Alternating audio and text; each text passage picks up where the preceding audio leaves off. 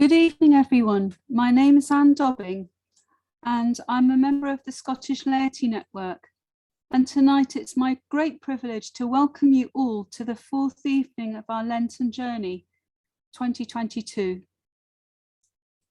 However, this evening, our thoughts and prayers are still very much with the people of Ukraine. And so we begin a prayer for the people of Ukraine.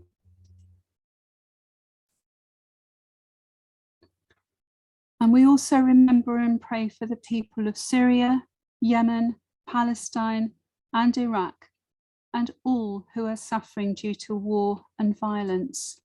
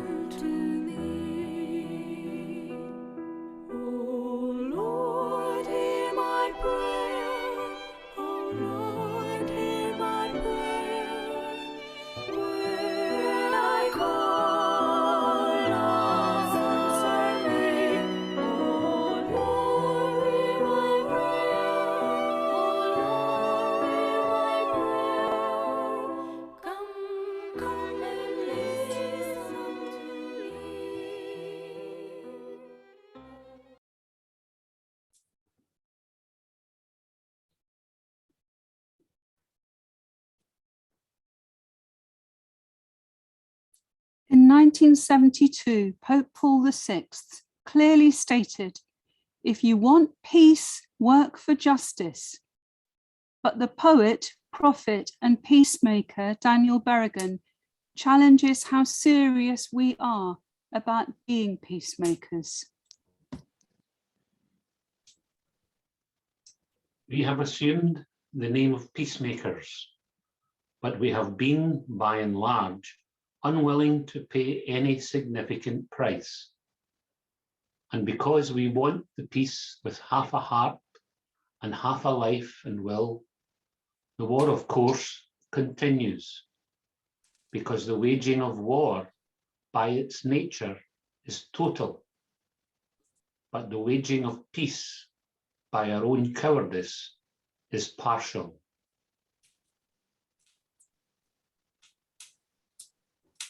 But Berrigan also recognises the enormity of the task to truly wage peace and the many injustices, the many evils that we're faced with that can seem overwhelming.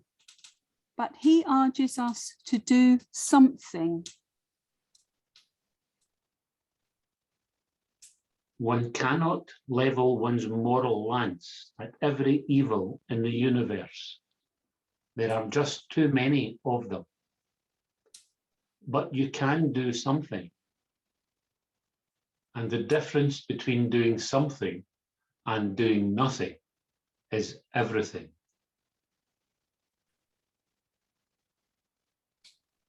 During our Lenten journey, we have tried to do something by addressing the rights of LGBT plus people within both the church and within society. We are delighted that our Lenten journey is being co-badged by Quest and by Million Minutes. And I'd like to now welcome Beth Warren, the Senior Parish Engagement Officer of Million Minutes, who will say a few words about Million Minutes and then introduce our speaker this evening, George. Thank you very much. Thank you. Good evening, everyone. My name is Beth and I am the Senior Parish Engagement Officer at Million Minutes. And that essentially means that I work with 10 beacon parishes across England and Wales, providing support in helping them develop their youth ministry and reaching out beyond their physical church walls into their communities in a very grassroots local way through a project that is called the Beacon Parish Scheme. Million Minutes as a whole is really dedicated to the work of reaching out, acceptance, inclusion, and advocating for the voices of all people, you know, and that's really at the core of all of our projects and everything that we do. We're now in our 11th year and we work across England and Wales, and we are really dedicated and passionate about empowering, supporting, celebrating and accompanying young people to make a difference in their communities. In Fratelli Tutti, Pope Francis says, "Let us dream then, as a single human family, as fellow travellers sharing the same flesh, as children of the same earth, which is our common home, each of us bringing the richness of our beliefs and convictions, each of us with our own voice as one family." I feel like this quote really sums up the core passion of Million Minutes. And it really sums up as well that the world is really in need of truly listening to each person's voice, to understanding each person's experience and welcoming each person with unconditional love, recognizing each person's human dignity. You know, and we're really inspired by Catholic social teaching, which has this same value at the core. This inspiration, this motivation is also so clearly and vibrantly seen in young people today. Young people are in so much need of support, not only physically and, you know, financially and in a very real way, but especially in a pastoral way. You know, they face so many challenges in their daily life, and especially as they look to their future. The young people are the ones with real fire in them of creating communities that are inclusive and welcoming of each person, no matter what that experience of life is. And we at Million Minutes are celebrating that and empowering young people to do that. And it's conversations like this series that are being hosted by the Scottish Laity Network that put those ideas and those words into real action. And we are very, very proud to be co-badging this series. So tonight's theme is LGBT inclusion in Catholic schools, and our companion is George White. So George is a transgender and Catholic teacher of religious education at a Catholic secondary school in Leicester. He holds a BA in philosophy and theology from Haythrop College, an MA in global ethics and human values from King's College London, and a secondary PGCE in religious studies from the University of Cambridge. He is particularly interested in LGBT inclusion in Catholic schools and works with school leaders, national education unions, Catholic organisations and dioceses to provide support and training sessions to improve pastoral care for LGBT staff and pupils within Catholic education. George is a committee member at Quest and a trustee for Million Minutes. And we are very, very privileged to have him part of our teams, offering his wisdom and insight into our work. So thank you very much, George, for leading our conversation this evening. I'd like to hand over to you now. Great stuff. Thank you, Beth. It is wonderful to be here with you. I'll start sharing my screen in just a moment. Thank you very much for that introduction. I'd planned to do that myself, so I feel very, very privileged and honoured. It's important to note that this evening I will be talking about LGBT inclusion in Catholic schools in terms of our lived reality of what we are experiencing. I'm not distinctly concerned with discussing theology, apart from in the sense that it makes up what we are delivering in schools. I'm not questioning that, I'm not changing it. I'm discussing the lived reality and hopefully offering some practical support for those of you that perhaps work in schools or have some connection to one. That's all been said. My contact details are at the bottom of this slide. Just to let you know, I will pass the slides over to SLN and they will be able to be shared with you if you like them. My contact details will appear again at the end if there is anything in particular you want to get in touch with me about privately rather than in this forum here. So I've started off, I've delivered this session a few times in a couple of different places. I've added to it, taken away from it, depending on what the current context looks like. The starting point, I think important for some of the stuff I've seen on relationships and sex education in schools, and perhaps just for generic kind of understanding for people. When you talk about sex and gender, for the church, it might mean one thing. For young people of today, it might mean another. And for other people, it might sit somewhere in the middle. But generally, if we're referring to somebody's sex, we're talking about biological sex, chromosomes, physical characteristics at birth. Gender encompasses a person's identity, their expressions, their societal roles, the way that they identify, the way that they present themselves. I myself am very comfortable in saying that I was born female. My biological sex is female, and my gender identity is that of a trans man. I'm quite open in telling people that. Other people might not be. For the Catholic Church, they're seen as at least inexplicably linked, but generally inseparable.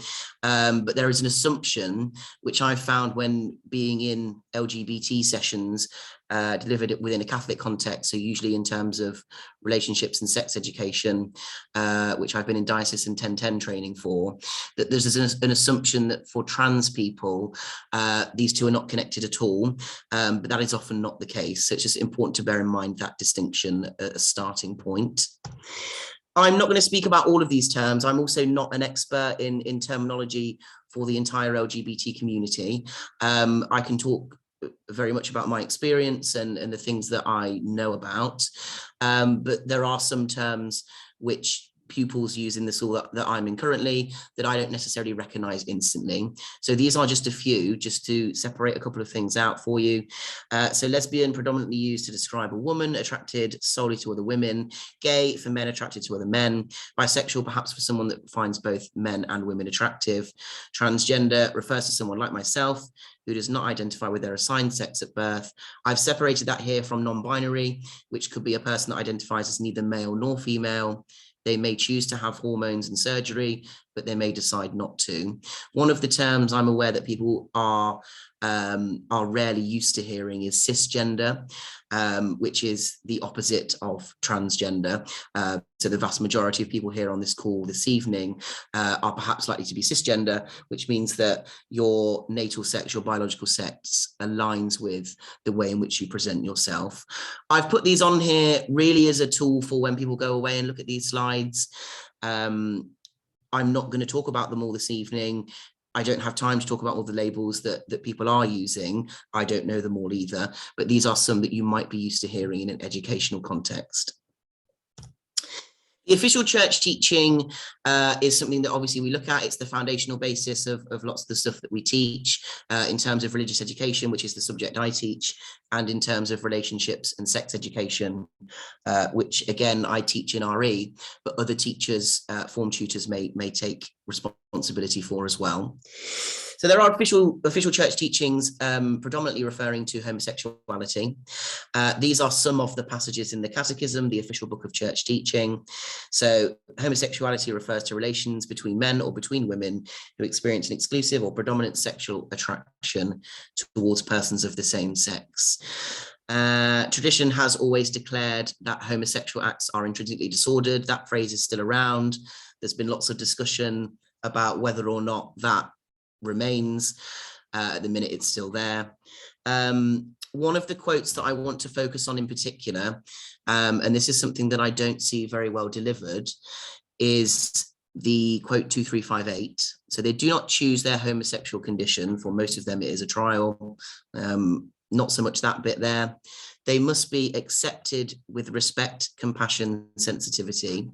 Every sign of unjust discrimination in their regard should be avoided. The line, they must be accepted with respect, compassion, and sensitivity, I think is particularly important in the context of the world that we live in at the moment.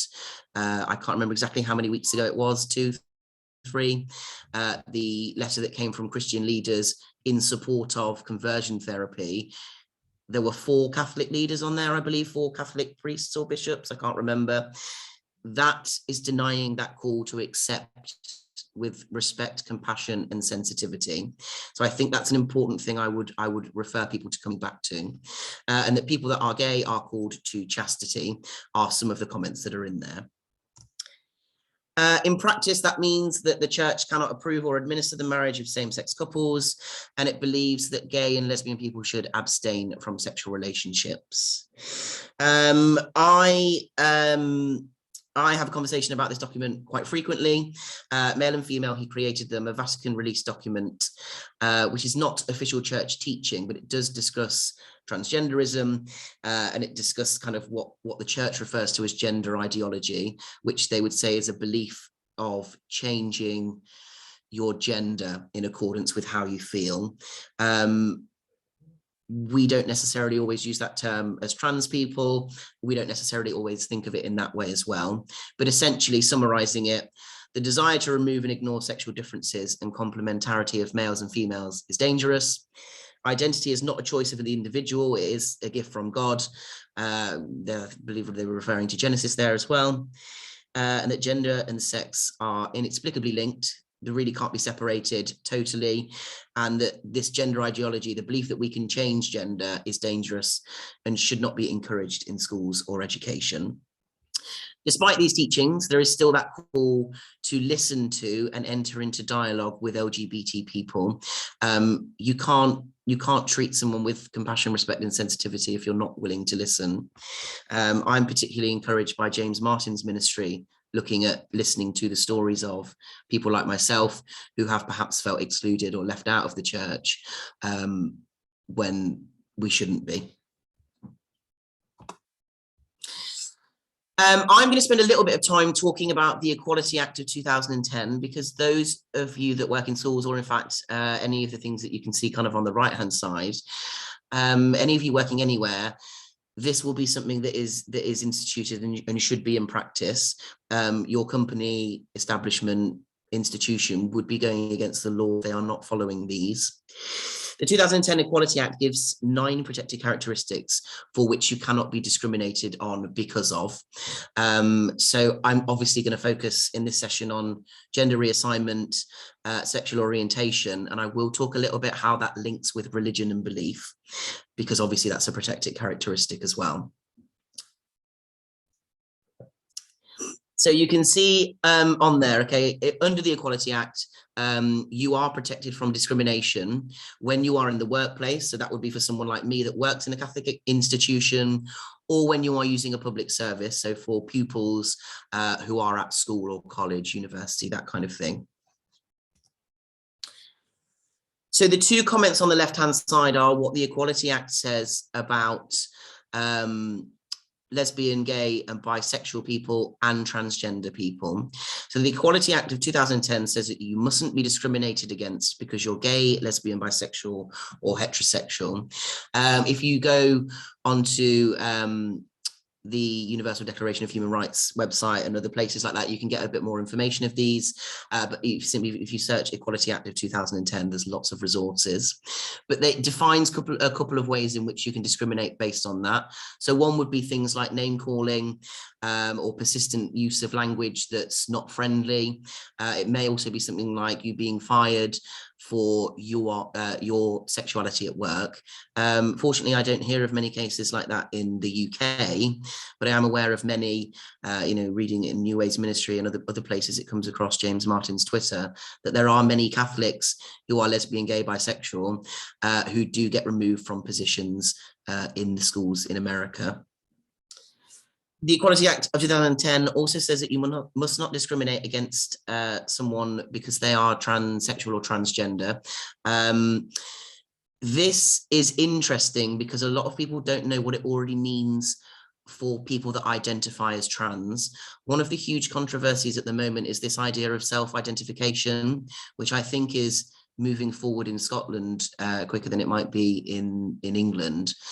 But there's an assumption that people can define their sex and therefore go and use female or male bathrooms at their will. That is actually already the case. So to be protected from gender reassignment discrimination, you do not need to have undergone any specific treatment, surgery, hormones, or any legal name change or anything like that. And it's because the change is physiological rather than connected simply to medical procedures. If you are accessing a service provided for men only or women only, the organisation providing it should treat you according to your gender identity. So if, for an example, a pupil came out at school as trans, they should have the option of talking about where they will be using facilities, and they would be within their rights to say that they are to use the ones that correspond with their gender identity. That is already in place and has been since 2010. However, there are very restricted circumstances, and I don't believe school stuff is one of them. I know that there are national sporting competitions which can be, but it is lawful for an organisation to provide a different service or to refuse the service to someone who is undergoing transition. However, a school, as far as I'm aware, is not one of those. So that is something that needs to be looked into if you are a school teacher or someone that works in schools and people are transitioning or coming out as trans. The one thing I've connected up at the top with the LGB section there is that a difference in treatment may be lawful if a religious or belief organisation is excluding persons of a particular sexual orientation from its membership or participation in its activities, provision of goods, facilities and services. You may have seen that, again, I can't remember whether it was America, UK, I feel like there was a lot of them at one time. The cases where a Christian baker wouldn't provide a cake for a gay wedding. In those particular instances, this can be seen as perhaps being protected against, but it doesn't give the right to not employ based on sexuality. So I think it's important to understand that context, in particular if you are in schools. You may have seen, and I will talk about this slightly later, you will have seen, presumably, this week, the Diocese of Southwark last week, that said that, you know, in keeping with their protection of religious or belief organisations, that they are not going to have a gay speaker in. However, I obviously can't make any, I'm not in charge of the law, but the idea being that he cannot visit that school because he is gay doesn't seem to be in line with the Equality Act, even though there is still a religious belief there, okay? It may be argued that it's participation in its activities. It could be, I don't know how that outcome will be, but it's something to bear in mind whilst looking at this. One of the things that was said about that is that a gay author can't come into the school because it doesn't follow Christ's teachings. This was an email leaked by the chapel, by the chaplain. I'd be interested to see which of Christ's teachings that actually is. This is a video clip, but I don't think we're going to have enough time to go through it. It will be in the link. It's very easy to find on YouTube as well. I'd probably only show you the first couple of minutes anyway. It talks about the way in which Pope Francis is changing the Vatican's tone on LGBT people. There's lots of other stuff around this everywhere. Chris Lamb wrote something in the tablet at the end of January or February, I think, again, following the same kind of principle. It talks in the instance, in the first kind of 2 or 3 minutes, about the difference between Benedict and John Paul II, who are focusing on dogma, teaching, and then it moves to Francis, who's looking at a kind of pastoral ministry, who has very obvious links with LGBT people that he is pastorally recognizing and ministering to.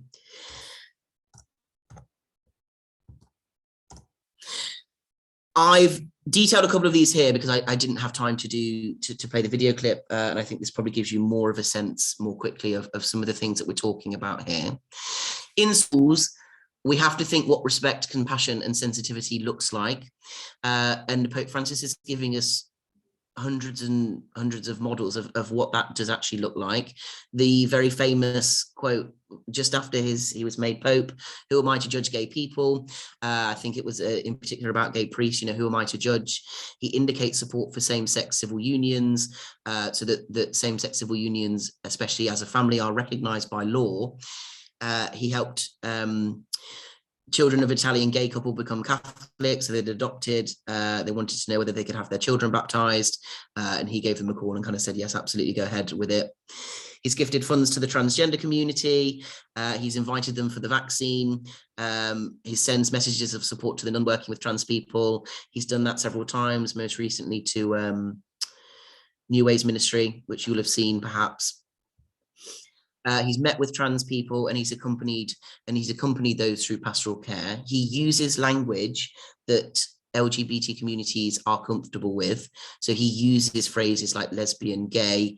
I think, he was referring to a trans man by he, him pronouns. I think he said, he that was once a she. So he's using respectful language. And I think that's something important for, in particular in schools when delivering training or relationships and sex education for pupils. This is following on from what I was talking about with the event in Southwark Diocese. You may wonder why this conversation might seem necessary, especially if you don't have a direct link perhaps to classroom teaching or teaching, about relationships and sex education or anything like that. This was released this weekend, maybe at the beginning of this week. This is a Catholic priest in the Diocese of Portsmouth calls teachers devils for telling children about LGBTQ issues in school. It's a scandal. They're abominations. It's a sin against nature. The homily, I think, has since been taken down from the website. It was recorded, although it does seem to be attached to the link, which is at the bottom of this slide. One of the things I would say, and I completely understand and appreciate that, that for some, there is a worry that church teaching is perhaps not being taught. It is impossible for us to fully explain Catholic teachings and to educate young consciences without giving them the chance to discuss these and understand them in full. Very often we don't understand issues until we see a face to attach to it, or until we can ask some questions and understand it for ourselves to the best of our ability.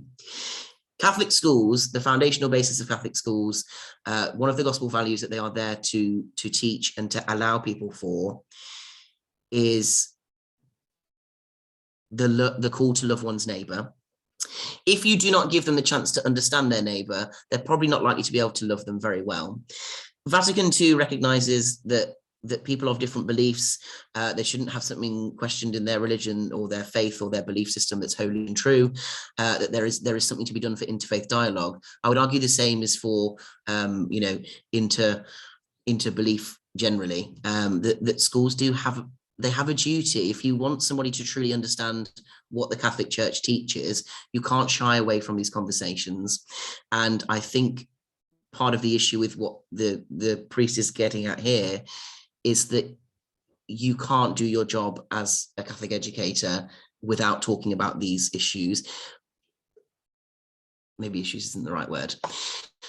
It gives, if people are well trained and understand these things, they are going to be much better at delivering content and ideas and beliefs and structures than people that don't. Actually listening to gay and trans people, you might find a different insight into what they're telling you, and you may find a way to love your neighbour, but you don't necessarily have to agree with what they're saying. The lines are still very blurred. So in 2008, which seems like a long time ago now, Pope Benedict XVI suggested there is a need to save mankind from disrupting the destructive blurring roles of gender. So he suggested that when we blur the roles that males and females have, that this was as important as saving the rainforest. In the 19th of November 2021, so in the United States, the Catholic Conference of Bishops banned investment in transgender healthcare, but not fossil fuels. There seems to be a kind of dichotomy at the minute where people are focused on LGBT issues and perhaps ignoring other things that Catholics should be interested in as well.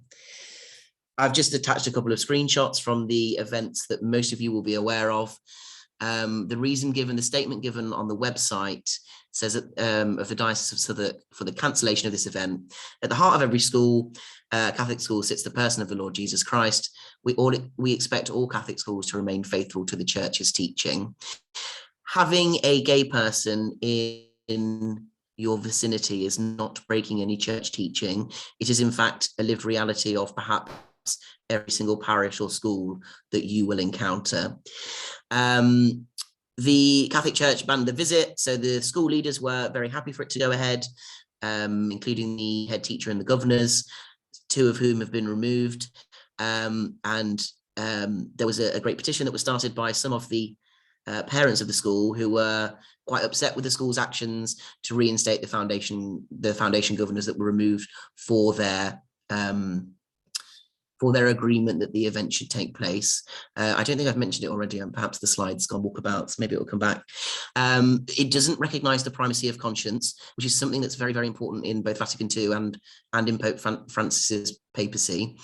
If we're choosing to respect the choice to ban the author, surely we should be choosing to respect the decision to support that as well. Not all of us in the Catholic Church agree about everything, but primacy of conscience is particularly important. It sits at the heart of Pope Francis's papacy, and the Church or whoever has removed these governors doesn't seem to be respecting that at this time. One of the foundational bases for anything we talk about in schools is the idea that all human beings are made in the image of God, that God has made you in the way that he has. God is neither male nor female. The most basic of theology tells us that in the Catholic Church. Male and female, he created them, not male or female. But there are people that are born with aspects of male and female parts. Dignity should not exclude them or anyone else. Dignity is not something we earn or it is taken away from us. It's something that we have regardless. And I think we have to remember that when talking about LGBT people. Oh, here it is. Not where I left it, I'm sure. But the idea of primacy of conscience, I think it's one of the things that that some people choose to leave behind. Freedom of conscience, Pope Francis has said, must be respected always and everywhere, for that is where a man, that is where a human person is most deeply connected to God. In summary, what the primacy of conscience teaching tells us is it is possible for a good Catholic in good faith to act contrary to the teachings of the Church. It doesn't mean everyone has to agree with you, and at the end of the day, the judgment comes between you and God. But I always use the example, if and when I'm teaching about the primacy of conscience, I spent hours in prayer, counselling, spiritual direction before I made the decision to transition. I read, I spent many agonizing hours doing those things and finally came to the realization that actually within my innermost self, I don't believe God has a problem with this. That will be for me and God in judgment. And if we're respecting the freedom of conscience, it's not somebody else's place to question that, I don't think. I'm going to provide, there's Claire. Claire, I believe, is in the audience. So there you are, Claire. I'm just going to provide a couple of things that I've tried in my Catholic school and with some training in other schools and other things that have been suggested, which may in some way help to support students and staff to be able to talk about these things responsibly. So having visible symbols of LGBT Catholics or organisations so that people know that they are safe and where they can access support. I have on my lanyard, I have a rainbow lanyard with my keys on that I don't always have on me. And I have a staff lanyard that has a rainbow flag and a rainbow flag with a cross attached to it. They're just very small symbols of support. Using LGBT people of faith in displays and marketing, website pictures. There are loads of resources. So Stonewall has got several things. I've attached them later on in the presentation as well. There are loads of things out there to use. You do not have to reinvent the wheel. We all know that as teachers, surely. We never reinvent the wheel. Making pronouns visible, lanyards and email signatures to normalize the use of them or to normalize, people having questions about them. if you can answer that question for somebody else, perhaps it will avoid a pupil having to awkwardly answer that for themselves if they choose to change theirs. James Martin's written a brilliant piece about why pronouns, are not causing anything wrong or against church teaching. I believe I've attached it below as well. A range of books in the library. There are many, many more, which I'll move on to later on, but just some of the things that I've got. So Transgender, Christian and Human, The Book of Queer Prophets, which was compiled by Ruth Hunt, Dazzling Darkness by a Anglican transgender vicar, and Building a Bridge by James Martin. One of the things I found was particularly lacking in my experience of talking to other schools and in my school as well, were policies. I'm going to show you an example of our behaviour policy, which has been adapted after some discriminatory comments were made of varying natures. But if there's a possibility of a non-gendered uniform, staff dress code, policies on jewellery and makeup, so you're not using phrases like ladies should not be wearing jewellery or whatever it might be. Clear behaviour policy challenging any homophobia, biphobia or transphobia. That is something that should be working in Catholic schools at the moment anyway. The document that's on the right-hand side came out, I think, in 2017 or 18 from the Catholic Education Service. It challenges homophobic and biphobic bullying in Catholic schools. That should be used in the same way, we would treat any other form of discrimination. That should be used and kept up to date for you as a school. So it's worth having conversations about it. Making sure you've got an inclusion policy that's up to date so that you're using appropriate language. So I'd seen one previously that was explaining what the protected characteristics were, and it said on gender reassignment, issues of transgender, I think, so it was grammatically incorrect, but also used the phrase issues, whereas it didn't do that for any of the other categories. And then, of course, following usual safeguarding policies if a child discloses something to you. This is the example in our school. I'll very quickly rattle through because it might not be relevant for everybody.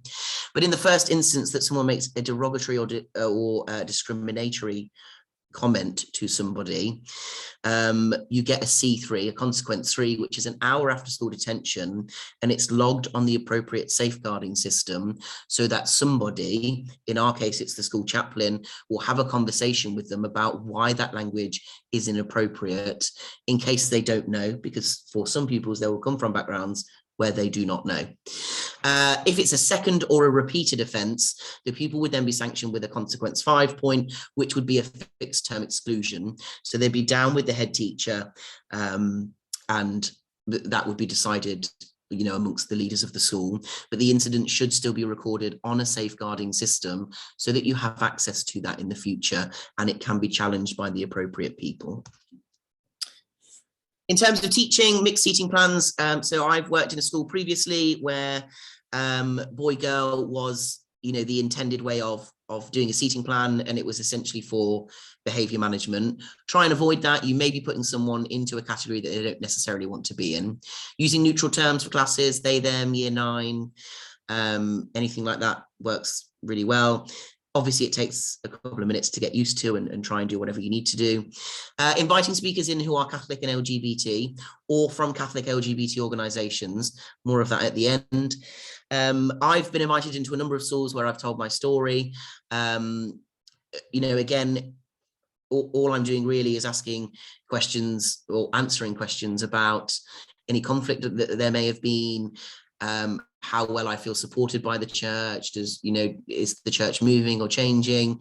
And then I guess most of them are really more kind of personal questions about how how did you know you were trans and that kind of thing. Teaching lessons on LGBT history in section 28 during PHSE. Again, do not reinvent the wheel. There are thousands of these on tests. One of the things I have noticed, and I have spoken to others about this, we use 1010 resources, and I know that a lot of other schools do, to look at relationships and sex education.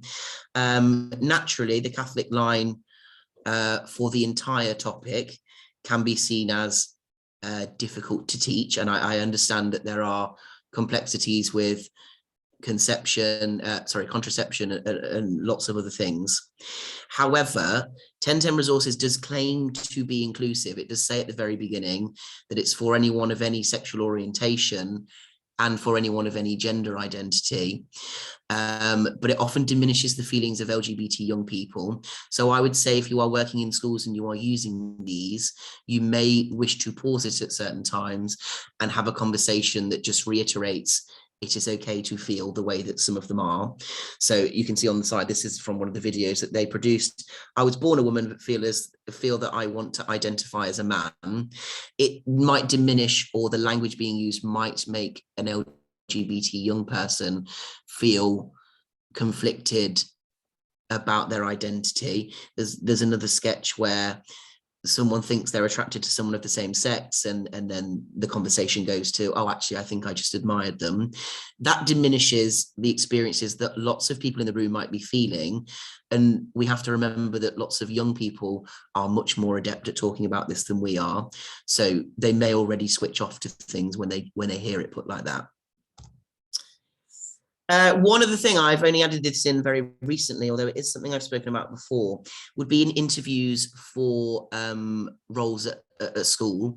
In particular, there are obviously 3 roles. So it's head of department, deputy head, and head teacher that require you to be a practicing Catholic.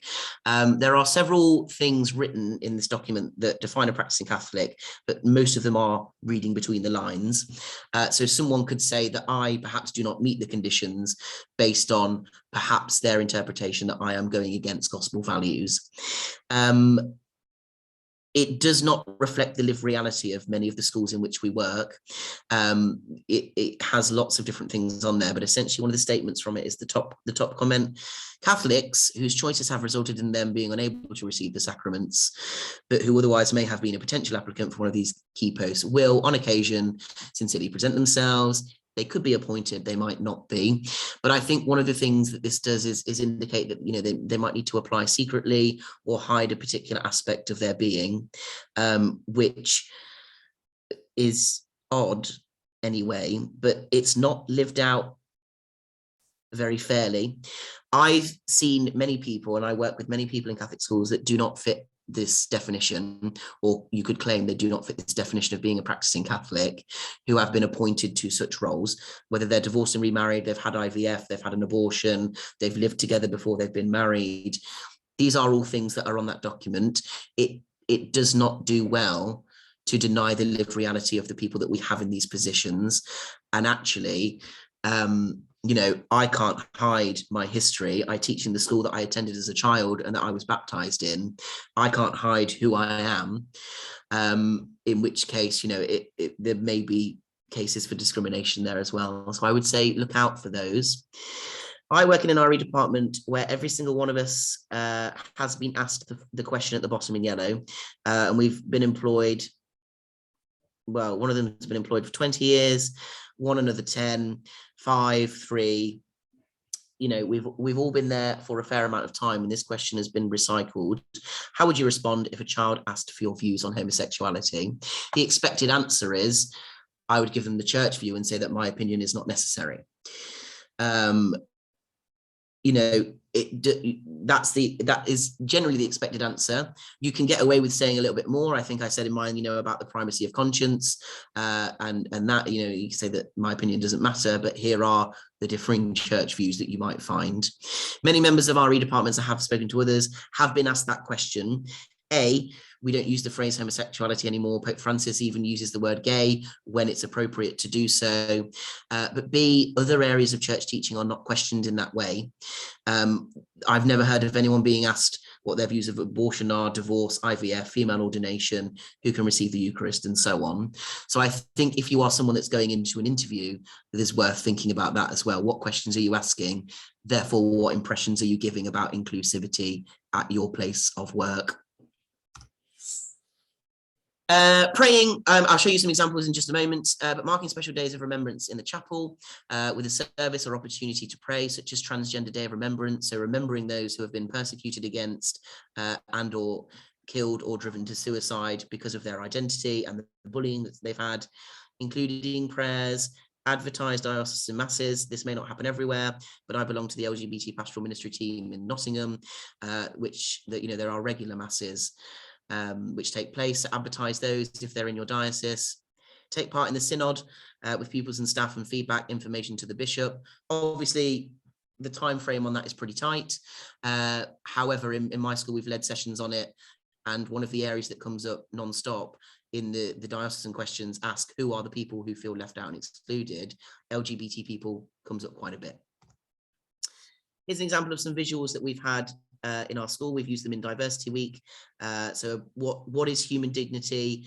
What does it mean when we say all people have it? How do people fight for equal rights? Why do some people have to fight so hard? What can we do as an individual?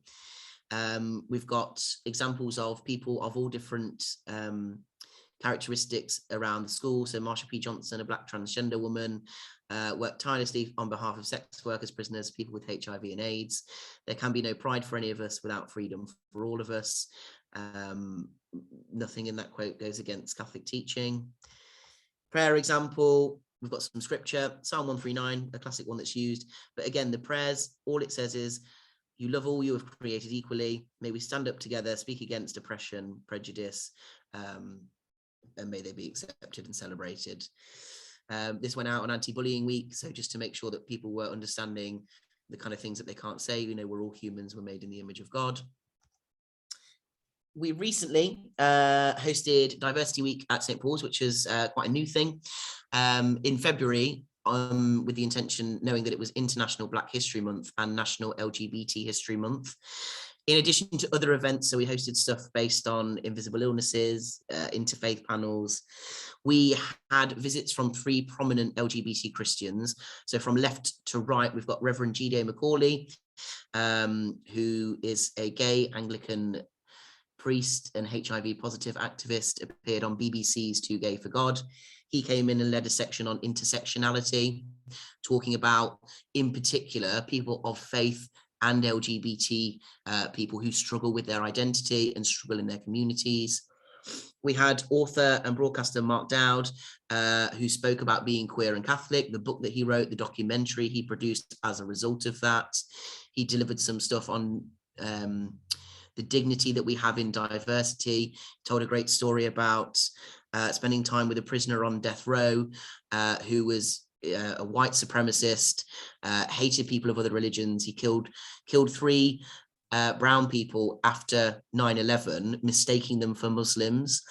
So he hated people of religion, he hated people of different races. And Mark Dowd, who is gay and Catholic, there was a Jewish woman, I think, and another Christian priest that was spending time with this guy on death row, even though, in his mind, he wouldn't have liked them. And Sarah Hager-Holt, who is an LGBT author for young people. So she makes literature usually for 8 to 13-year-olds roughly, talking about the journeys of LGBT families. So she's spoken about IVF, having lesbian mums, and then I think also another thing going on about transition. None of these things go against church teaching. They give people the option of understanding that some people choose to live out their sexuality in this way. We also had interviews with celibate lesbians and gay Christians who spoke about their decision for remaining celibate as well. So they were offered a balanced view. They had the opportunity to speak to these people, to talk about some of the things that might be bothering them, and to share in that understanding of others. I've attached some places to go, which will be helpful. I can see that lots of you that are attached to this call already know of them because you are part of them. But the websites are attached to the presentation, so I'll send them along. There's Quest, the LGBT pastoral ministry team at the Diocese of Nottingham. That's Bishop Patrick, that's me, and that's Claire Jenkins, who's on the call. She answers the emails if you have a look there at the website. LGBT Catholics Westminster, Martin Pendergast is on here as well. He answers the emails for that. Also just said Jared Swan's here for Quest. And then the Global Network of Rainbow Catholics. I think Ruby Almeida is still here as well. So there are a couple of places to go that might offer some resources or at least some support for you if you are looking for developing something further. But I will open it up to questions now, if that's okay. Thank you for listening. George, thank you very much. That's a power of information, a power of sharing, and we are very grateful that you've spent time with us this evening. And I can see already from the chat that it's certainly given folk lots and lots to think about and lots to reflect on. And I wonder if I can start with a question from the chat, maybe turning to your own journey, George, and your own personal journey. And I know that you spoke during your sharing with us tonight, you described the kind of many agonising hours, I think you used that phrase tonight, in your own journey. And the questioner is asking, how difficult was that for you personally to perhaps come to terms, or perhaps be comfortable sharing and explaining your own identity? How much strength and courage did you need to show that and share that? And then how can you use that experience today? I'm sure that's something that really drives your work now. Yeah. So I guess it's weird for me in the sense that I do not come from a religious family. So both faith and identity are I guess something I had to come out with. As a child, I was always very masculine. I'm a twin, and I have a twin sister, and we're totally opposite. She's very girly. I'm obviously now not. But I really enjoyed being seen as male. And as I remember my one defining memory of childhood, there's many, I'm sure. But when the auditions for Harry Potter came out, I was like, Mum, you have to take me here. I am going to be Harry Potter. And she was kind of like, obviously you won't be. And I couldn't really understand why. As I grew older, I guess I thought I'd heard of people that transitioned, and I thought this seems like a lot, and I don't know if I'd be able to do it. So I started secondary school in 2004. So 2003, Section 28 was repealed. I didn't know of trans people at all then. I moved off to university. Oh, no, I was baptized in my school chapel at age 16. So I felt very much part of the community that I now teach in. Both me and my twin sister were baptized, and it was something I came to without perhaps knowing what it meant to be Catholic. I've been involved in this community and thought it was outstanding, amazing. I wanted to be a full part of it, take part in communion and everything else, and help bring that kind of support to others. But I didn't really know fully what it meant to be a Catholic. I went off to study philosophy and theology at a Catholic uni, Heathrow College, which is where I met people that were transitioning. And I suppose then, not knowing too much about either, I figured I had to do one or the other. It came to a point when after university, I was living with priests, the Salesians of Don Bosco. I was living with priests and brothers, and I felt called to that life of being a priest, and obviously I wouldn't be able to do that. So I figured I had to leave one of them behind. So I initially tried to leave faith behind, and I was working at a retreat center at the time, so that was quite challenging. And I don't know what, I was learning about what would happen if I was to transition. I had trans friends at uni, so I asked them questions, and I was getting to grips with what that meant. And then I thought, right, well, according to religion, I don't know if I can do that. It looks like a massive thing. It looks like a huge waiting list, so that maybe I can just carry on being a masculine woman. And that was the comment I kind of got at the time, like, why can't you do that? And it's very hard to explain why you can't. So I had times of doing polar opposites, and I thought these two simply don't fit together. I don't know how to make them fit together. So fortunately, I was put in touch with a gay Anglican priest who was partnered and a counsellor during my time in London. So I went to see him, and he kind of, again, the one defining memory of the countless hours I spent in counselling was him saying, who do you think created you like this, if not God? If it's something you genuinely can't let go of, if it's fundamental to you and your being, who do you think did that? And I suppose he just made me see it was okay to be a bit of both. I suppose before then, I'd either known people that were, avid atheists and transitioned, or people that had not transitioned and were Catholic. So it was emotional and it was difficult because I felt like my family wouldn't necessarily understand the religious connotations to what I'm doing. They probably don't understand the trans bit either. And then I was like, I don't know who I can talk to in my Catholic community about this, because I had that at the time and I didn't have an LGBT community as well. I guess, you know, one of the things, I reached out almost immediately to several things. I was living in London at the time, so I frequently went to LGBT kind of Catholics Westminster and met other people. So it was a really hard journey. And the reason that I'm so keen on talking about it now and explaining to people what this looks like for people is because young people have the language. They have the understanding of these things already, but what they don't have is an understanding of what the church says necessarily. The immediate sense is you can't be those two things. I'm asked all the time, can you be a trans RE teacher by the children I'm teaching? And I'm like, well, obviously, otherwise I wouldn't be here. And I think one of the important things is recognizing that dignity and being able to show people that actually you can be both and flourish, and there's no contradiction. And that took me a while to realize, and I only did that through support of others. So that is why I want to do what I'm doing now. And you've spoken there, George, about you meeting others on that journey. You've also spoken about how you hope you can be that person for those who are going through that journey themselves. But how important was meeting people with whom you could identify on that journey, particularly from within the church setting? How important was that for you trying to reason these things? It was exceptionally important because for me, the first people I came out to were people of faith. They were LGBT people of faith. So the very first person I came out to, this, you know, I'd been questioning it now for years. I was training to teach at the time. I'd been questioning it for two, maybe 3 years, but I'd never told anyone, and it wasn't immediately on my mind. But we'd gone away for the weekend, me, a gay Catholic and another trainee teacher, and we were having a few glasses of wine, and all of a sudden I just blurted it out to my friend who was gay and Catholic, because I thought, I guess if anyone's going to understand the different contexts of what I'm putting together here, he will.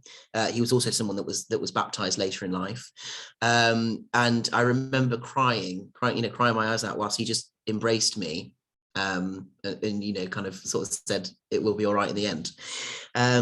So it was very important for me to find other people that understood that kind of dichotomy that you're put into. Yeah. Thanks, George. We're kind of taking a slightly different turn out. Why do you think there are so many in the church who have a problem or see this as an issue? And you know, the questioner in saying this recognises that there are exceptions to this. Of course, that's evidenced by the fact that we're here tonight, but it's also evidenced by the many examples that you've spoken about with Pope Francis. But why do you think there are people who, even when they hear what Pope Francis has to say, still refuse to accept it? I think I saw Massimo Fagioli on Twitter earlier today saying that, you know, even after 9 years of the current papacy, there are still students who come into his university classes and say, well, that's just Pope Francis's opinion. That's not a change in church teaching.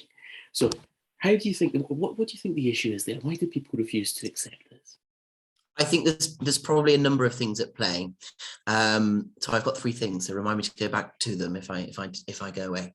One of them, I spoke to Mark Dowd when he came in and he was delivering his session on being queer and Catholic. He produced a documentary that was, I think it was actually labelled something like Queer and Catholic in 2001. But he was saying, what he was actually talking about was kind of this kind of institutionalized homophobia from a significant number of people that may be gay, you know, that for lots of gay Catholic men, certainly 20 or 30 years ago, the way to go was ordination. And there was this kind of denial that this was happening and that is present. That definitely could be part of it. I think secondly, I would say there's fear around putting your head above the parapet. You know, if we look at the cases of the Diocese of Southwark, I think there's genuinely a fear for someone to say, we accept LGBT people here, for fear that someone will say that's not Catholic teaching, that you're not following Catholic teaching by allowing them to be here and say, I'm gay and this is how I live my lifestyle. And I think that fear is very strong in educational settings where perhaps everyone doesn't have the same level of training or the same level of philosophical and theological understanding that are often given to priests in training. I think there's a genuine fear. So I've seen, I was sharing it with the head teacher at my school, church militant, right-wing Catholic group. If you look at the Catholic Truth Society we were talking about before, that posted about the Diocese of Southwark, that these groups are kind of almost villainizing people that accept LGBT people, and actually, you know, the people that are supporting LGBT people do not deserve the kind of villainization that they're getting from that. And I think you'd rather not have your face plastered on an online article on the internet that says, you know, heathen supporting sodomites or whatever kind of title they use, because it's genuinely, it's quite a difficult thing to get over yourself. So I think a lot of it is fear. And then thirdly, I think this seems to be for the first time in my lifetime, which is probably not that long, I guess. First time in my lifetime, there's a real dichotomy, I think, between Catholics. You know, there's a significant number of questioning, isn't there, on Pope Francis, in seeing that he's going away from dogma or teaching, when in fact it's really more about bringing back pastoral ministry. You know, as you say, no teachings really have changed. It's just the behavior extended towards people. And I think for some Catholics, that's kind of alien to them, that teaching is the foundational basis of what the church has been saying for 2,000 years. And therefore we must just follow the dogma rather than the person. I wonder if I can take us in a slightly different direction again. And I appreciate that this question might be hard to answer in a very kind of strict manner, but we're asked what percentage of any school group we think might identify as LGBT plus. I appreciate that the percentage element would be difficult, but I suppose anecdotally from your own experience of your own school and other schools that you've spoken at and visited, do you feel that there's a strong kind of LGBT presence within the school, a strong community within the school perhaps? Yes, I suppose I think there's a strong community sense, and this is amongst the young people rather than necessarily the school. Not saying that schools are not inclusive, but I think that, as I kind of said already, pupils have encountered a lot of this for the whole of their lives, so it's not abnormal to talk about it. I think, you know, so from my experience, there's maybe 3 trans pupils at the school that I currently work at. There are a number of kids that wear LGBT badges. I don't know whether that means they're an ally or not, but I'd say that's maybe 2 or 3 in each year group. So overall, it's a pretty low percentage. Obviously, we don't know. Some people may not be comfortable in coming out or anything like that. But I think generally amongst young people, there's a fairly kind of supportive element for people exploring and identifying with those things. I genuinely don't know from other schools. From what I've heard from people that have reached out for training or discussions, there are more people identifying as lesbian, gay, straight, or bisexual, or any of the other terms. But genuinely, you know, I don't know how many it is. I don't know. I don't know if it's helpful to know a number either, really. Even if there was only 1, there still should be something done about that in a positive light, if that makes sense. Absolutely. I want to pick up on something that you've mentioned there around the use of the rainbow badges. I know you spoke about yourself using the rainbow lanyard at work, and the young people who wear that perhaps to signify their own support. How important do you think visual symbols are, be that in a school, a parish setting, wherever? How important do you think visual symbols of support are? I think they're really important in the first instance. They're obviously redundant if there is no actual backing to that symbol of support. But I think it gives it gives an immediate indication to someone that you're willing to have a conversation. So my staff lanyard is black. I wear this one. So I wear that. I've got this one as well, one for International Women's Day, but a trans Christian flag. My keys hang out of my pocket. Sometimes the lanyard's at present, sometimes it's not. You can't necessarily always see it. It's not about promoting something. It's about showing visible signs that you are someone who could be trusted to speak to about these things. And I think providing you are making somewhere welcoming, and you are giving people's or staff or whoever it may be an option to talk about those things, then it's very important, those visuals. I think it also helps, I suppose, in terms of marketing and other things. If you're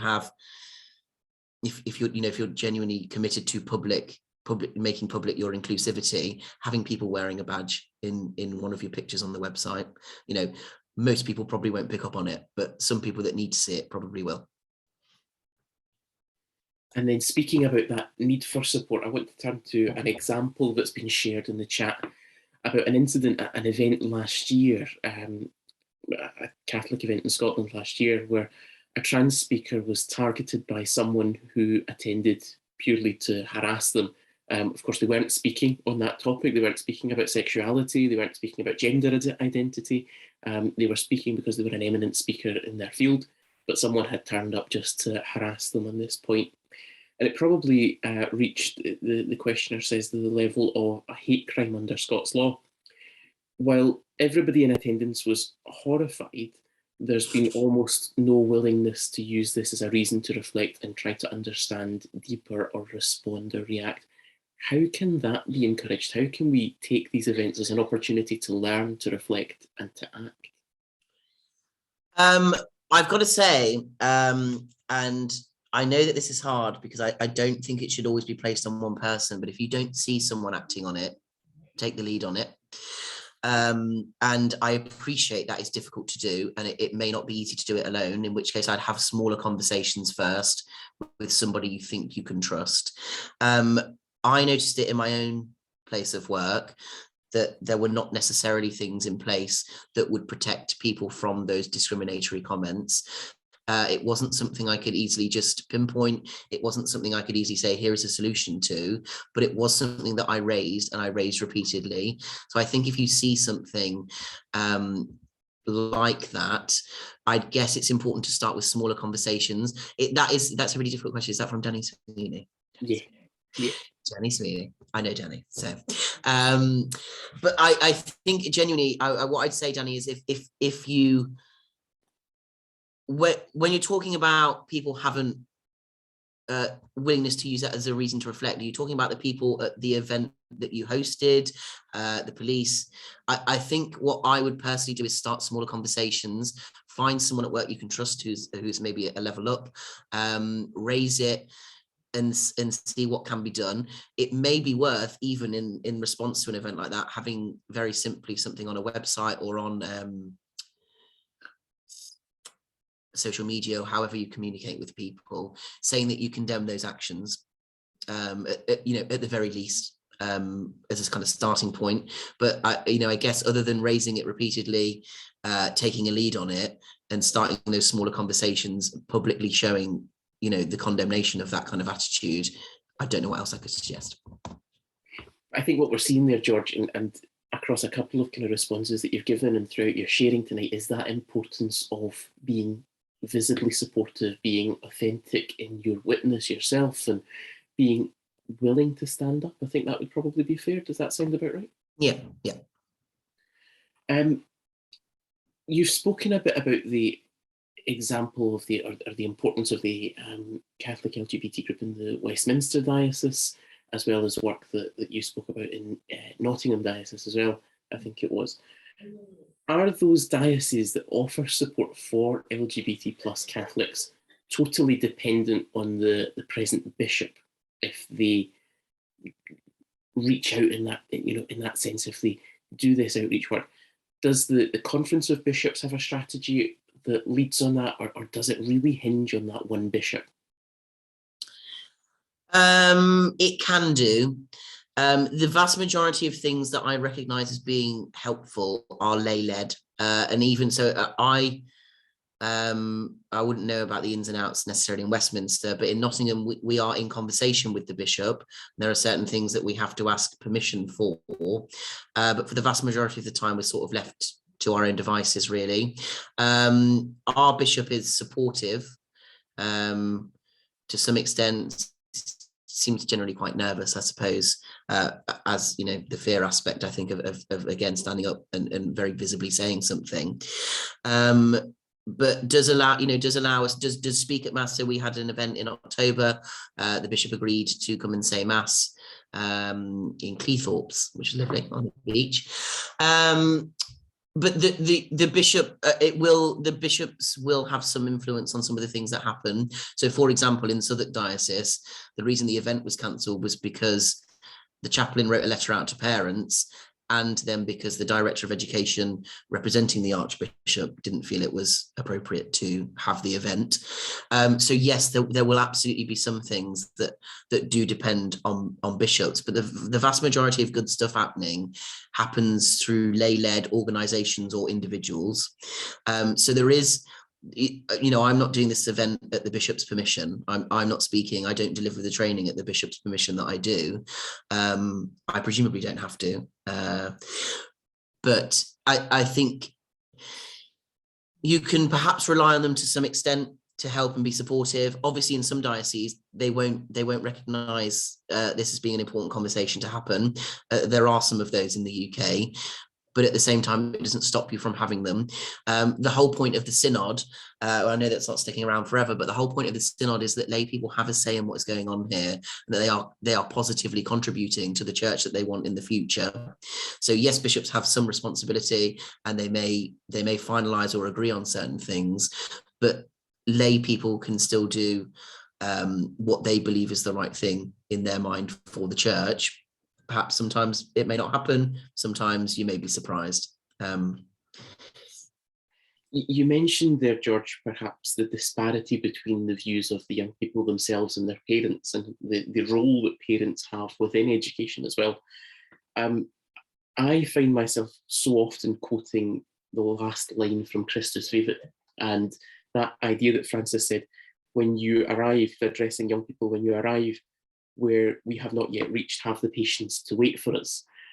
How important do you think it is to foster that dialogue? We have another questioner who talks about their own role, saying if they were 30 years younger, they'd love to teach in your department, but they had a pastoral role, and they're talking as well about your own experience of involving parents in LGBTQ education. How do you find that? Is there a disparity between the young people and their parents' generation? How do you get around that? How do you foster that dialogue? Yes, there is a disparity. Probably not always, but there is. So we had, when Reverend G-Day came, he handed out Pride Progress flags as a gift, as a like a reward for winning on a quiz. And kids were holding it, and they asked me at the end to take a picture of their group holding this flag. And the person that was holding it said, I can't hold it because if my parents see this photo, they won't approve, because they'll see this as being sort of like, totally wrong, an abomination, whatever. I can't remember the exact language that they used, in the sense that they were like, I actually don't feel comfortable enough talking to my parents about the possibility that I might be bi, or that I might be exploring that it might be a phase, that it might not be, whatever it might be. So there definitely is a disparity. And I think you have to be very sensitive of the place in which you are working.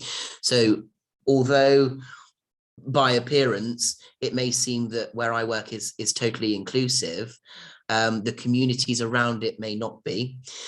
We have lots of pupils from evangelical Christian backgrounds that for some pupils that we teach, they don't like being taught religious education by females.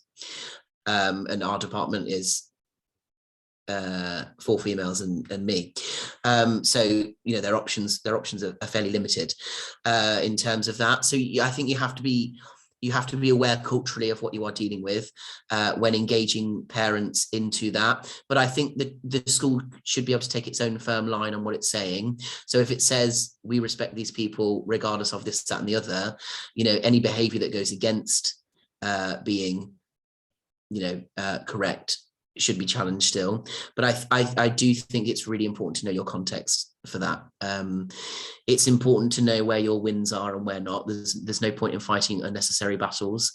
But I totally appreciate the Christus Vivek quote. And I think that has to happen at the minute, you know, certainly with the Synod on Young People and trying to empower young people in the church. There really is that need for whatever the distance is between us to be bridged somehow, and it may involve some patience on both sides. There are some parents you're perhaps never going to win round.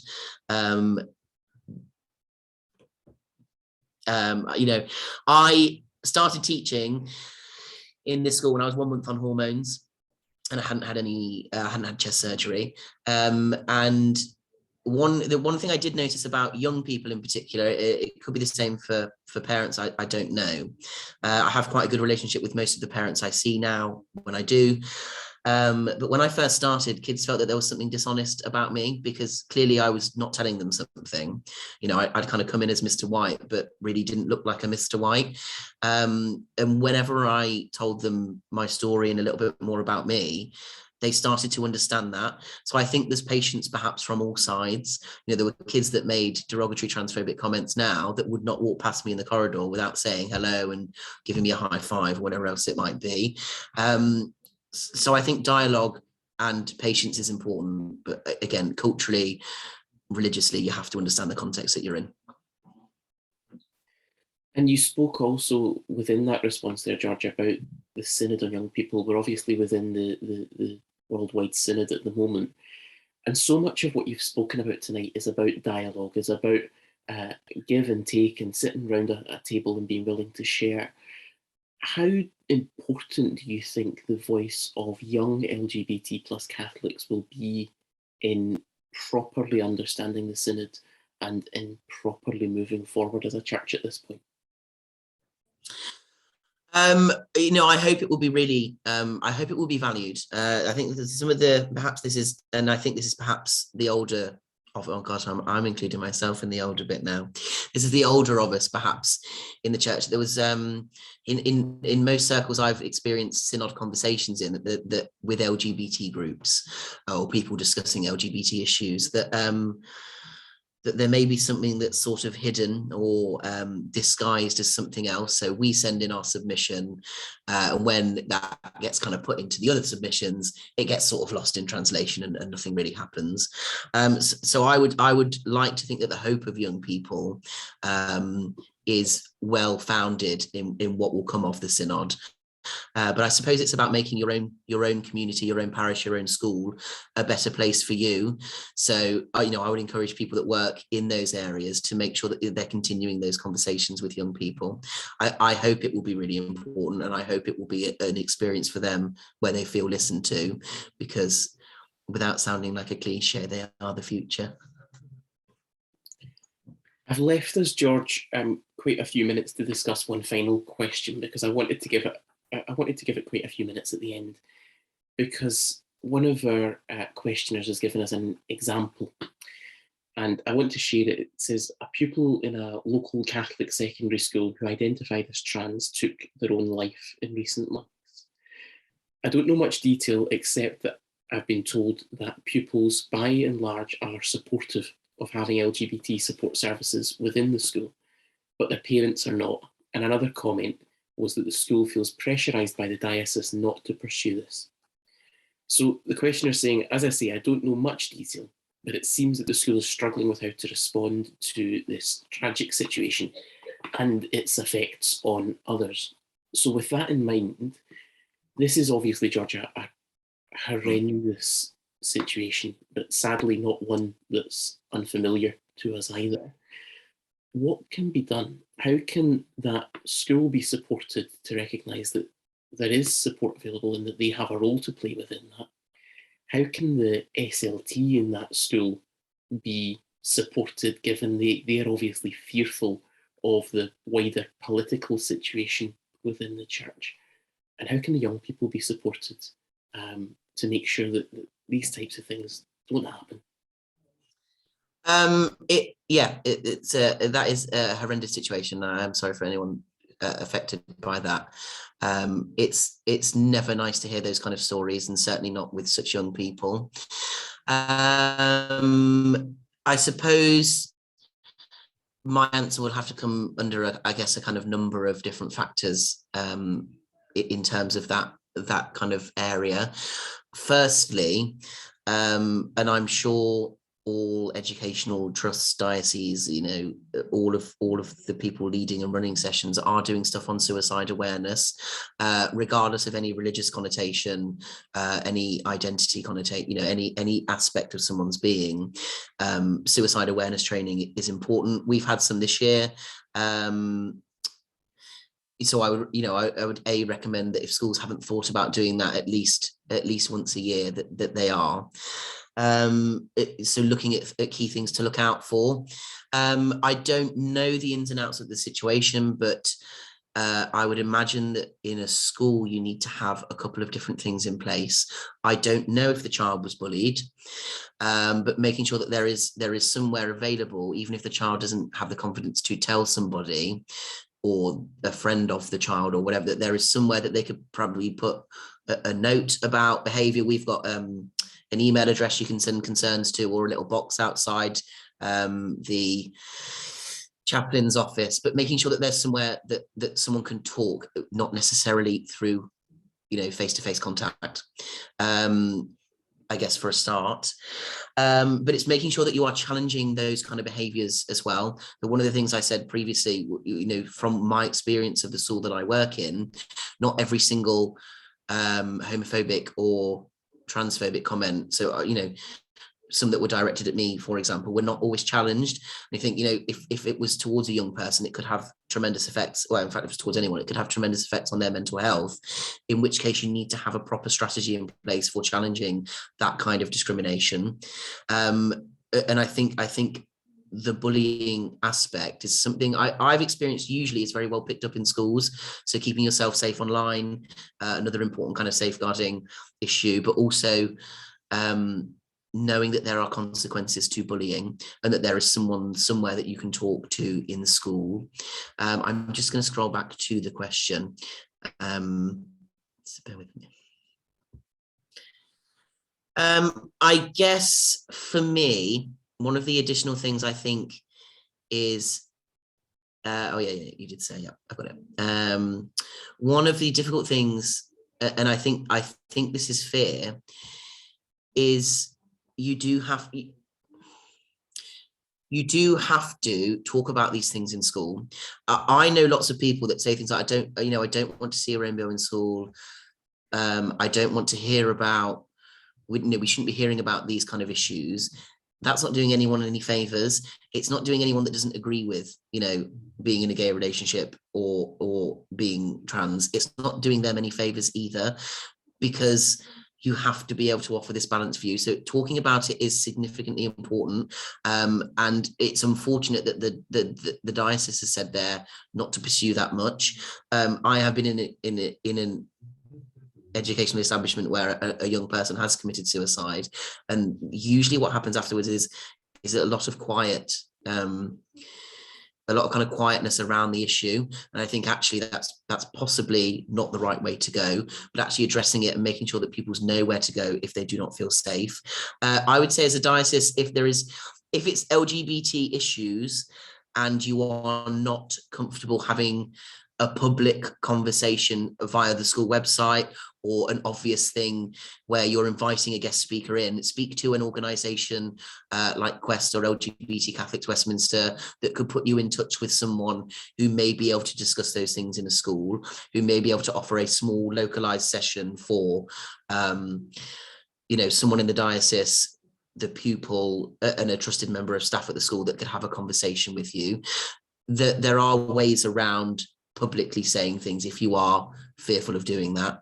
I have known of other scenarios like that as well. as for parents, I guess for me, and this is probably very easy for me to say because I'm not a school leader, the pupils are the ones that I'm there to care for. And if the pupils are having issues with certain areas, I am doing them a disservice by not talking about them. I'm doing them a disservice by not providing support for them, by showing them websites that may help them, by directing them to people that could help them as well. Very often, you know, if we have kids that come out as trans, they'll have a conversation with the school chaplain, but we'll also make sure that they're referred for counselling and other things like that. So I guess it's very easy for me to say because I probably wouldn't be the person having the conversation with the parent, but I think it's about pushing what's necessary in your place of work for the people that you are there to care for. And I suppose there is an element as well, George, isn't there, that, you know, leaders, be it pastoral leaders or senior leaders within a school, have difficult conversations with parents on plenty of other issues. This shouldn't be a barrier. Yeah, you know, like we said, there's probably always going to be something that people don't agree with. You know, we teach lessons on abortion, the death penalty, euthanasia. I hear about kids' opinions on stuff all the time. I very often get to hear about their parents' opinions on it as well. You know, I'm not going to, you know, talking about these issues doesn't make someone immediately go for those things. You know, we're not reenacting a death penalty when we teach it. The same with I'm not conducting a gay marriage by talking about people being gay. And I think that I'd guess really you have to take that on the chin and do what's best for the community that you're serving. Well, George, thank you very much for our conversation. Thanks to everyone who contributed their questions and shared input. I can see already from the chat, George, that it has inspired one head of IE to go to the diocesan meeting and share what you've shared with us tonight with other leaders within the diocese, which is fantastic. So thank you very much for being with us. I'm going to hand over now to Beth. I just want to echo those thanks so much, George. I love hearing your story, and I love the way that you speak and the way that you communicate and advocate for those young people that need people to hear that they matter, and start speaking up for them in spaces such as in schools, where it really matters that someone is creating a safe space for them. You know, and it really, so much of your story really resonates. But I love that you said, you know, even if you just are there for one young person, then that matters. You know, fighting this fight, speaking up, being courageous. If it only matters for one young person, then it's really, really valued.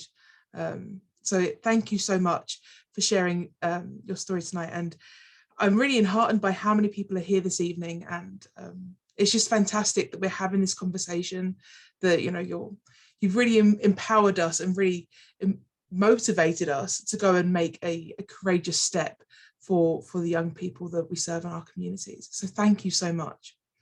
I'd like to end by now finishing with a prayer for you, George. Loving God, we thank you for the discernment and vocation of George. We thank you for what he has shared with us tonight. We ask that you anoint him anew, such that his life and vocation may continue to be empowered by your Spirit. Amen.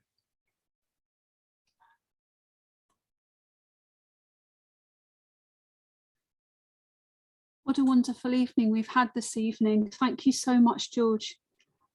Now we'd like to close by praying for all of us gathered here tonight, that we may all go forth empowered by the Holy Spirit.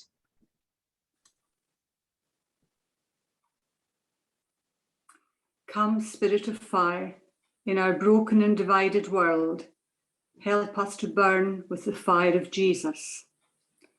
Come, Spirit of truth, empower us such that we may live and walk in the truth of Jesus. Come, Spirit of love, and empower us to love as Jesus loved. Amen.